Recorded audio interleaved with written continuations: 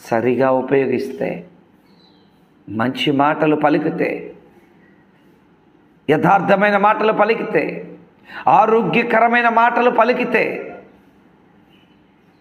ఆ జీవవృక్షం నీలోనే ఉంది. ప్రేమైన దేవుని వల్ల జీవవృక్షాన్ని వెతుకుతున్నారు మనుషులు.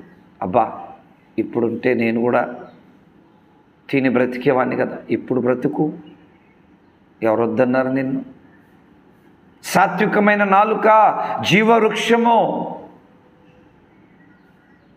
ఎక్కడుందండి జీవవృక్షం? ఎక్కడ వెతుకుతున్నావు?